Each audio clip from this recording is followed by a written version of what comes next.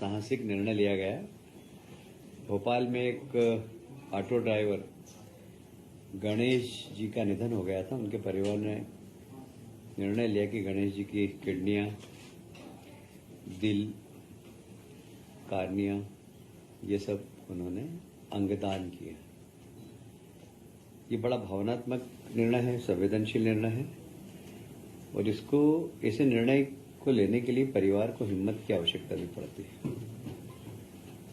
और इसलिए ऐसे परिवार का भी हम अभिनंदन करते हैं जो इस प्रकार अंगदान को प्रमोट करते हैं। और माननीय मुख्यमंत्री जी ने निर्णय भी लिया है कि जो शरीर से अंगदान परिवार के निर्णय पर दिया जाएगा उसके अंतिम संस्कार में गार्ड ऑफ ऑनर से उसको सम्मानित किया जाएगा।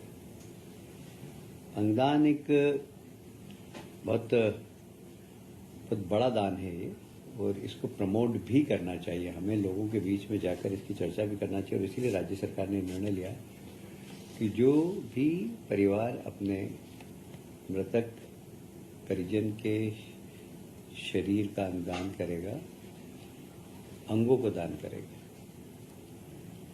उसकी अंतिम यात्रा को गार्ड ऑफ ऑनर दिया जाएगा। ये बड़ा अच्छा संवेदनशील और बहुत अच्छा मुद्दा है। भगवान बिरसा मुंडा की 150वीं जयंती वर्ष का समापन 15 नवंबर को होने जा रहा है और इसको हम पंचायत से लेकर राजधानी तक मनाने का निर्णय हम लोगों ने लिया है, क्योंकि भगवान का दर्जा मिलना है बहुत बड़ी बात है।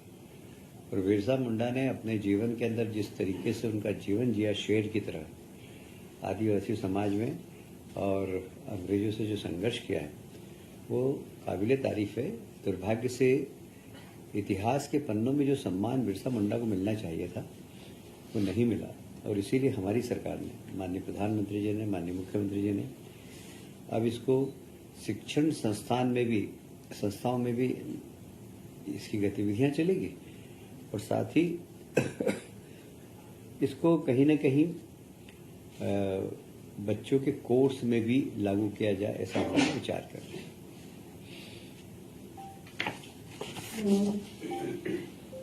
मध्य प्रदेश का स्थापना दिवस 1 नवंबर को है और 1 नवंबर को मुख्य कार्यक्रम रविंद्र भवन में होगा, जहां अभ्युदय मध्य प्रदेश का कार्यक्रम होगा और इसको मोतीलाल नेहरू स्टेडियम में भी राज्य उत्सव के रूप में मनाया जाएगा। रविंद्र भवन और मोतीलाल नेहरू स्टेडियम में अलग अलग कार्यक्रम होंगे। रविंद्र भवन में विजन डॉक्यूमेंट्स का विमोचन होगा और निवेश संबंधी उपलब्धियां जो 2 वर्षों में हमने प्राप्त की और उसकी जानकारी से अवगत कराएंगे। डिजिटल सेवाओं का लोकार्पण, देखिए गुड गवर्नेंस के लिए बहुत ज़रूरी है कि डिजिटल सेवाएं ज़्यादा से ज़्यादा हो और हमारी सरकार इसको बहुत गंभीरता से पालन कर रही है और हम डिजिटल सेवाओं का कार्यक्षेत्र बढ़ाते भी जा रहे हैं। रोजगार और कौशल विकास किसी भी सरकार के लिए अपने प्रदेश के लोगों को रोजगार देना एक चुनौती है अभी और हमने इसको बहुत फोकस किया है, इन्वेस्टमेंट लाकर, उद्योग लगाकर और तकनीकी शिक्षा के माध्यम से, कौशल विकास के माध्यम से और अलग अलग प्रकार की योजनाएं लागे। जैसे विश्वकर्मा जयंती पे हमने विश्वकर्मा योजना, सब छोटे छोटे जो सुतार है, बढ़ई है, इनको छोटा सॉफ्ट लोन देकर उनके काम में बढ़ावा देना। वो रोजगार उनको तो मिले ही पर वो रोजगार देने वाले भी बने। ये हमारी सरकार की हमेशा नियत रही है और इसी दिशा में हम लोगों ने जो काम किया उसका भी हम यहाँ पर बताएंगे। प्रदर्शनी पिछले 2 वर्ष की प्रगति में जो भी हुआ है और सायंकाल को एक सांस्कृतिक कार्यक्रम होगा जिसमें बहुत ही अच्छे पार्श्व गायक जुबिन नौटियाल, आप सबने नाम सुना ही होगा, बहुत ही अच्छे गाते हैं, बहुत मधुर गाते हैं और उनका गायन भी होगा और श्री कृष्ण भक्ति के पदों का प्रस्तुति होगी और 2 और 3 नवंबर को महानाट्य विक्रमादित्य की प्रस्तुति होगी। और सभी राज्य के सभी जिलों में स्थापना दिवस अलग अलग तरीके से मनाया जाएगा, ऐसे राज्य शासन के निर्देश। हर जिले में मंत्रियों को जिम्मेदारी दी जाएगी। हाँ, प्रभार के जिले में जाएंगे। अच्छा, हमारे यहाँ आप जानते हैं कि पीवीटीजी जो हमारे ट्राइबल में भी अति पिछड़े ट्राइबल हैं, जो इसमें कि भारिया, बेगा, सहरिया ये लोग आते हैं, ये बहुत ही पिछड़े हैं। ये हमारे लगभग 24 जिलों के अंदर फैले हुए हैं। ये जो घर घर विद्युत देने की योजना थी हमारी, उसमें अभी भी इसके लगभग 18,833 घर छूट गए थे। हमने भारत शासन के सहयोग से इन सब घरों में भी प्रकाश ऊर्जा की व्यवस्था करने का निर्णय लिया है। इसमें भारत शासन की योजना है, भारत शासन हमें 60% देगी, 40% हम राज्य सरकार से होगा। अब इसमें कई बहुत दूरस्थ हैं जहाँ पर कि सीधे लाइन जाकर ले जाना बहुत ही महंगा पड़ेगा। एवरेज इनको एक घर में बिजली देने में 2 लाख रुपए का खर्च आता है, पर कई ऐसे दूरस्थ इलाके हैं जहाँ पर कि 10-10 लाख रुपए, 15-15 लाख रुपए एक घर को देने में आएगा। फिर उसका मेंटेनेंस भी बहुत महंगा पड़ता है, क्योंकि दूर लाइन फंस जाती है, हवा आ रही है, आंधी आ रही है, कभी कुछ तार टूटता है, कभी कुछ क्या होता है, तो मेंटेनेंस भी होता है। इसलिए उन घरों में हम सोलर बैटरी सिस्टम लागू करेंगे। और सोलर बैटरी सिस्टम ऐसे हमने आइडेंटिफाई किए हैं, कुल 211 ऐसे दूरस्थ मकान हैं जो कि जहाँ पर कि एक ग्रिड से हम बिजली नहीं पहुँचा सकते, वहाँ हम सोलर लाइट लगाएंगे। इस प्रकार कुल 18,338 घरों के अंदर ये लाइट लगेगी। इसमें जैसा कि मैंने बताया आपको कि इसमें 60% भारत सरकार का है और 40% राज्य सरकार का है। हाँ, 89 इस 79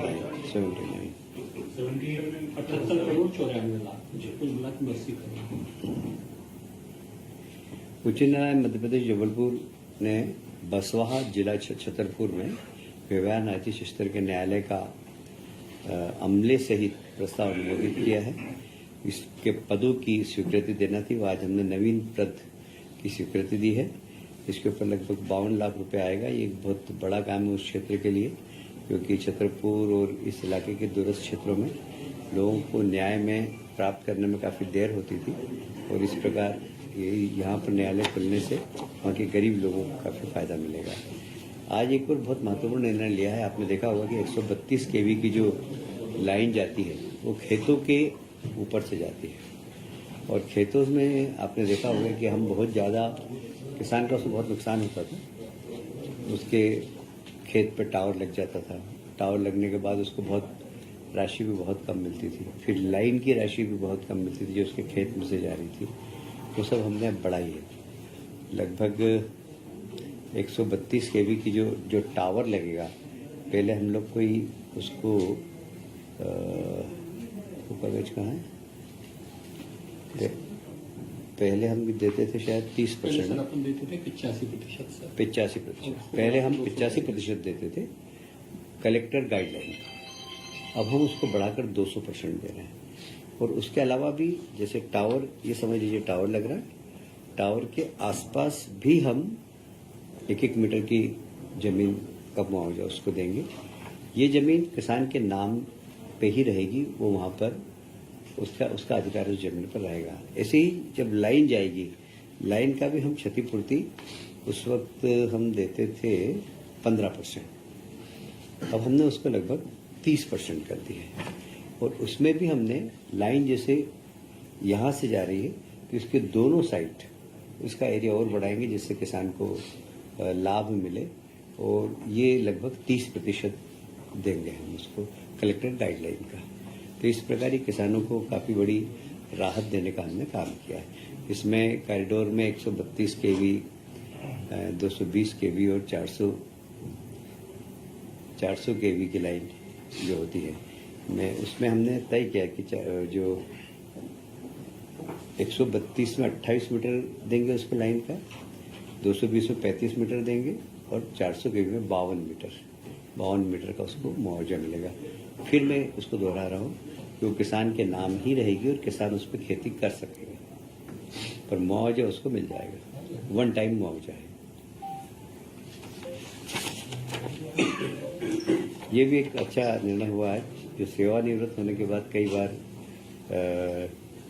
कर्मचारी अधिकारी मकान नहीं छोड़ते हैं, तो जैसे नियम के अनुसार 6 महीने तक तो रह सकते हैं, पर 6 महीने बाद यदि वो फिर 3 माह का और बढ़ाना चाहे तो सामान्य किराया और दे सकेंगे, और उसके अगले 3 माह में उसका 10 गुना किराया देना पड़ेगा, और इसके बाद फिर पेनल्टी देना पड़ेगी। वो पेनल्टी 10 टाइम्स होगी, 30 टाइम्स होगी जो किराया है उसका। जैसे 3,000 किराया है तो फिर वो 90,000 पहुँच जाएगा, 30 टाइम्स उसको पेनल्टी देना पड़ेगा। क्या होता है कि लोग मकान छोड़ते नहीं, इसके कारण कर्मचारी यहाँ आ जाते हैं, हॉस्टल में रहते हैं या कहीं धर्मशाला इसमें रहते हैं, गेस्ट हाउस में, तो इसलिए बहुत ज़रूरी है। संख्या इसकी क्या कितनी है? जो भी होगा संख्या तो निर्धारित है नहीं, ये तो चलने वाली प्रक्रिया है। आज दीपक जी जबलपुर से यहाँ आ गए, कल जाके अपने मकान में जाए। यही है, बहुत अच्छा मिलता है।